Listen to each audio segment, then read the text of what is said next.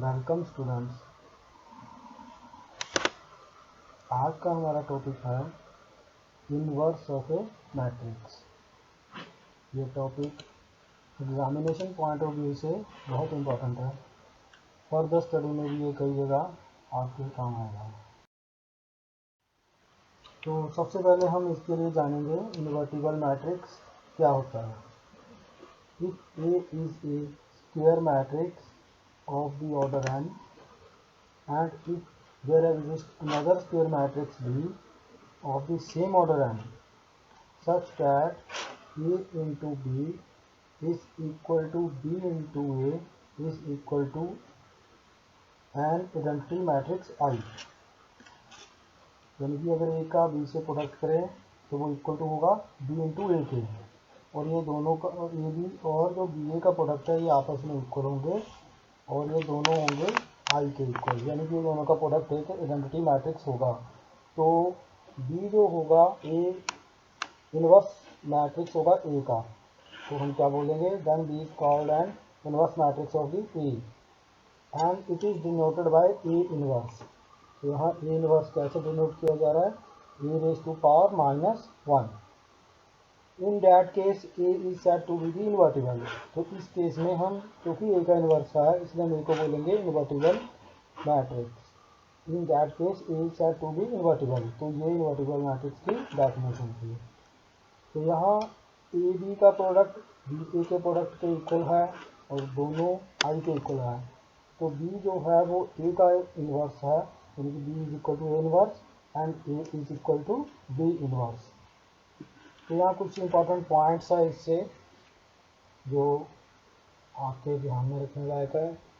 ऐसे पॉइंट से ही 1 मार्क्स के क्वेश्चन ऐसे होते हैं। तो फर्स्ट पॉइंट है हमारा, ए rectangular matrix does not possess inverse matrix, यानी कि इनवर्स जो होगा स्क्वायर मैट्रिक्स का ही होगा। If B is inverse of A then A is also inverse of B, यानी कि अगर बी बी का इन्वर्स है तो ए बी का इन्वर्स होगा। थर्ड पॉइंट है हमारा, inverse of A square matrix if it exist is unique, यानी कि अगर किसी स्क्वायर मैट्रिक्स का इन्वर्स हुआ तो वो यूनिक होगा। इसका मीनिंग ये हुआ कि आप किसी भी मेथड से जाएं लेकिन इसका इन्वर्स वही मिलेगा हमें जो है, यानी कि यूनिक ही होगा वो।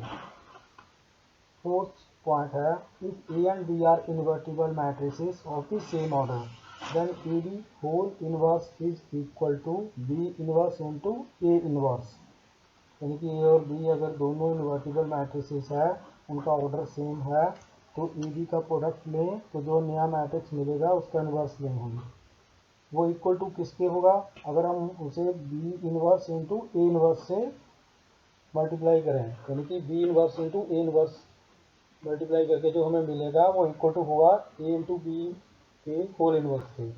तो इसे हम रिवर्सल लॉ भी बोल देते हैं, reversal law of the inverse of the matrices. अब इनवर्स फाइंड करने के वैसे तो कई मेथड हैं, लेकिन आज हमारा जो टॉपिक होगा उसमें इनवर्स हम एलिमेंट्री ऑपरेशंस ट्रांसफॉर्मेशंस की हेल्प से हम इनवर्स फाइंड करना सीखेंगे।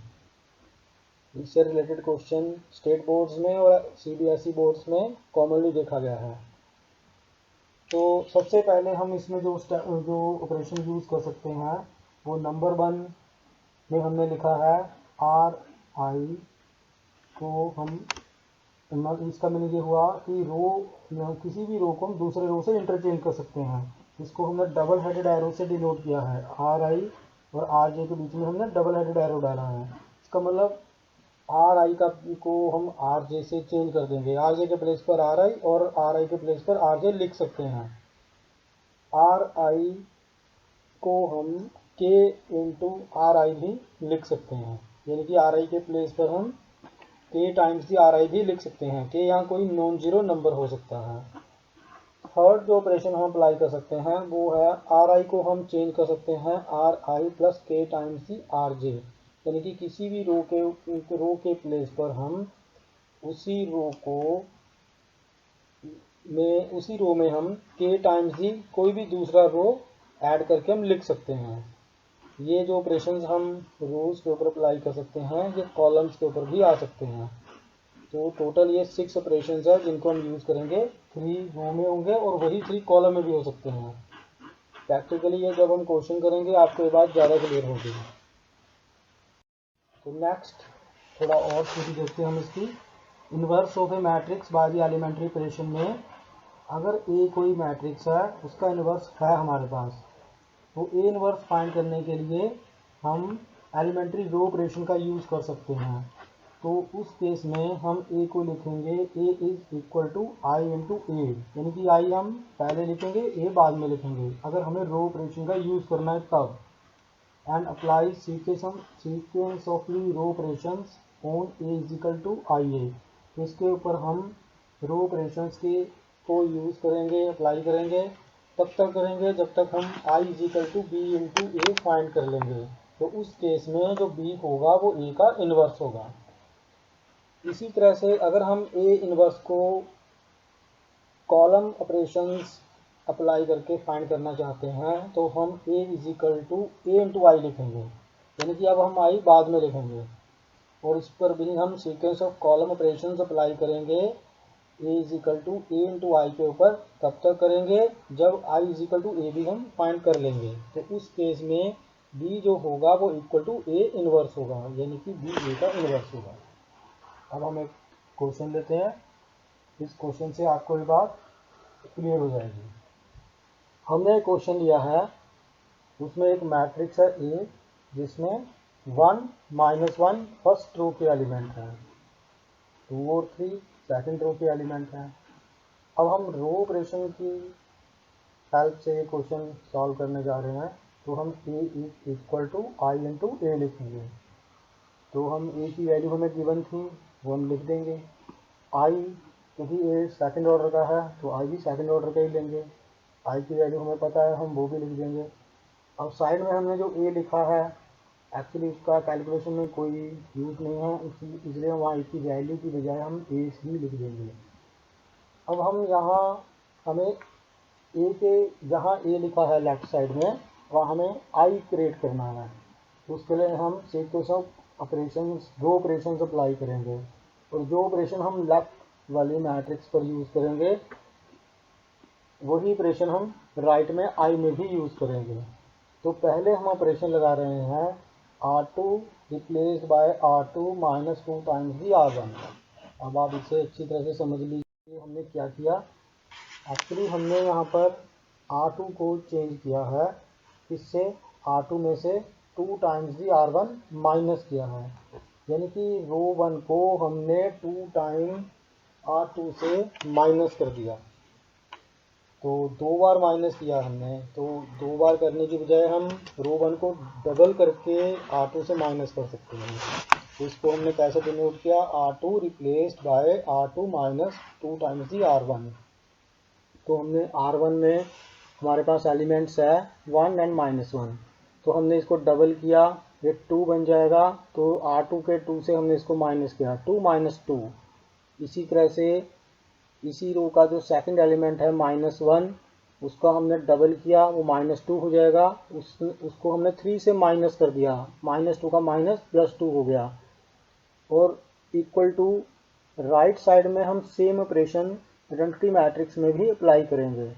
वहाँ हम फर्स्ट रो का एलिमेंट 1 डबल करके 0 से माइनस कर रहे हैं, इसी तरह से 0 × 2 0 ही हो जाएगा, इसको हम 1 से माइनस कर रहे हैं, साथ में ए एज इट इज़ लिखा रहेगा। नेक्स्ट स्टेप में आप नोटिस कीजिए जो R1 है उसको हमने कुछ भी चेंज नहीं किया, वो एज इट इज़ लिखा हुआ है, हमने R2 को ही चेंज किया है। तो 2 - 2 0 हो जाएगा, 3 + 2 5 हो जाएगा, इक्वल टू फर्स्ट रो के एलिमेंट 1 0 यहाँ भी अनचेंज्ड ही रहेंगे, लेकिन सेकंड रो में चेंज करके राइट वाले मैट्रिक्स में -2 और 1 हो जाएंगे।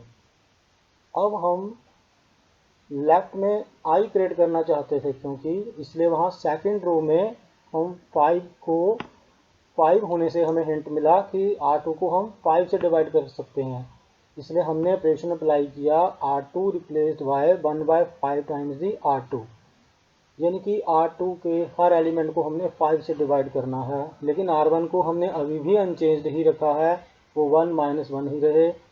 और R2 में 0/5 0 के इक्वल हो गया, 5/5 1 के इक्वल हो गया। इक्वल टू राइट साइड में भी R1 अनचेंज ही रहा और R2 में -2/5 और 1/5 सेकंड रो के एलिमेंट हो गए। अब हम I बनाने के लिए सेकंड रो में 0 1 हमें चाहिए थे, वो हो गए हैं। हम R1 में जाएंगे। अब R1 में हम I फॉर्म करने के लिए 1 0 एलिमेंट की हमें रिक्वायरमेंट है। तो अब हम ऑपरेशन जो है वो R1 पर अप्लाई करेंगे। हमने लिखा है R1 replaced by R1 plus R2, यानी कि R1 को हम रिप्लेस कर देंगे R1 और R2 के सम से। तो R1 को हम चेंज करके लिख रहे हैं 1 + 0, ये R2 वाला 0 है। इसी तरह से -1 + 1। तो नेक्स्ट राइट साइड में भी 1 - 2/5 एंड 0 + 1/5। सेकंड रो इसमें भी अनचेंज रहेगी। अब नेक्स्ट स्टेप में आप देखिए, लेफ्ट हैंड साइड वाली मैट्रिक्स में फर्स्ट रो के एलिमेंट हुए 1 और 0, सेकंड रो के हुए 0 और 1। ये आई फॉर्म हो गया। इक्वल टू राइट साइड में फर्स्ट रो के एलिमेंट है 3/5 एंड 1/5, सेकंड रो के एलिमेंट -2/5 एंड 1/5 और साथ में ए लिखा है। अब ये क्योंकि I = A inverse into A होता है, तो अगर हम कंपेयर करें लेफ्ट में जो मैट्रिक्स है वो I है और राइट में जो मैट्रिक्स है वो A इनवर्स इंटू A से अगर हम कंपेयर करें तो हमें A इनवर्स की वैल्यू मिल गई। इसके फर्स्ट रो के एलिमेंट हुए 3/5 1/5 -2/5 एंड 1/5। तो इस तरह से हमने A इनवर्स फाइंड किया। स्टूडेंट्स ये थोड़ा टिपिकल है, थोड़ा डिफिकल्ट है, थोड़ा हार्ड वर्क करना पड़ेगा। इसके लिए हम कुछ और क्वेश्चन भी लेंगे, लेकिन अगर फिर भी आप कमेंट बॉक्स में इसके बारे में अपनी रिक्वायरमेंट बता सकते हो तो हम अकॉर्डिंगली और अच्छी तरह से एक्सप्लेन करेंगे इसे। अब हम एक और क्वेश्चन लेने जा रहे हैं नेक्स्ट।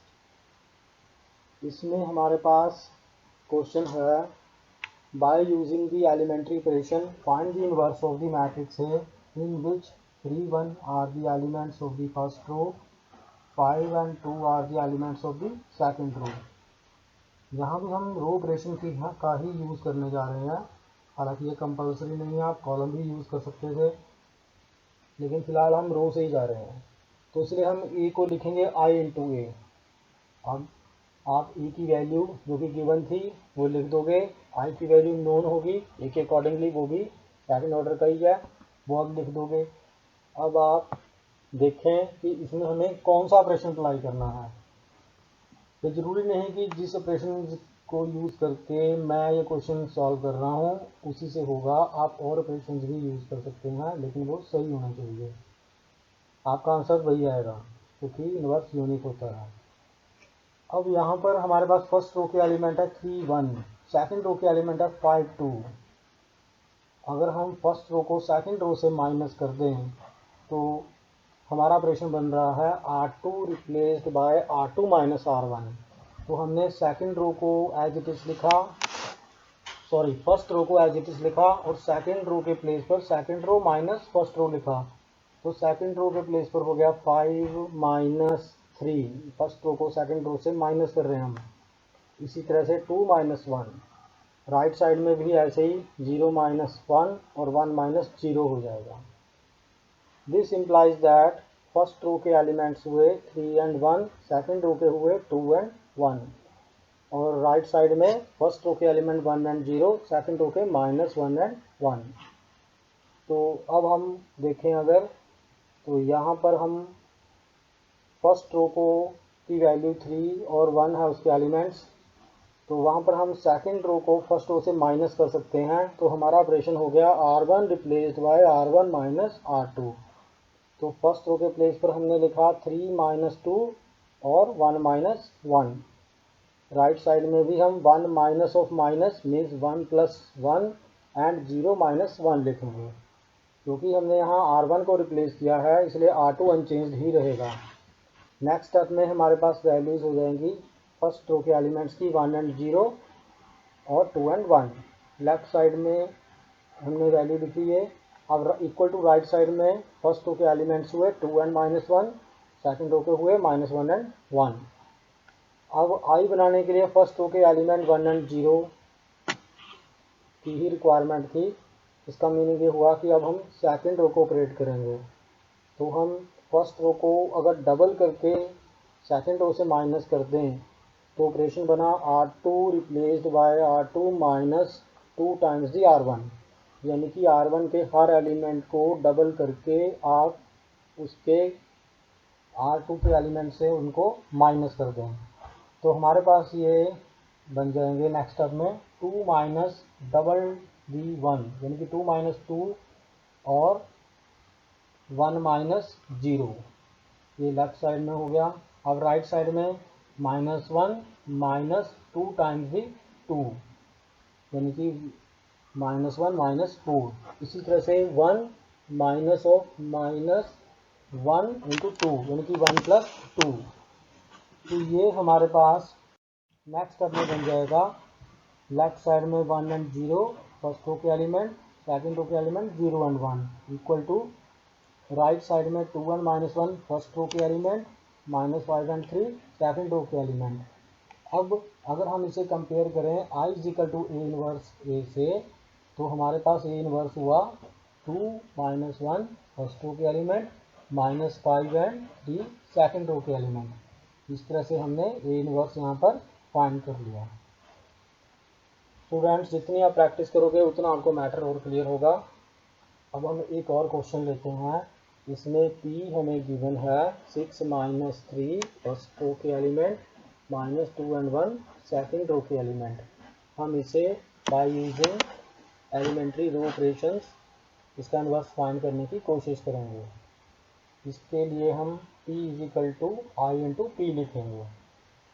अब आप यहाँ पर ये नोटिस कीजिए कि हम R1 को रिप्लेस कर रहे हैं 3 times the R2 plus R1, यानी कि R1 के प्लेस पर हम लिखेंगे R1 plus 3 times the R2। ये 3 का हिंट इसलिए हमें यहाँ से आया कि 6 जो है 2 का 3 टाइम है, तो 6 की वैल्यू रिड्यूस करने के लिए हमने सेकंड रो को 3 से मल्टीप्लाई किया, तो 6 माइनस 6 और -3 प्लस 3। इसी तरह से राइट साइड में 1 प्लस 0 एंड 0 प्लस 3।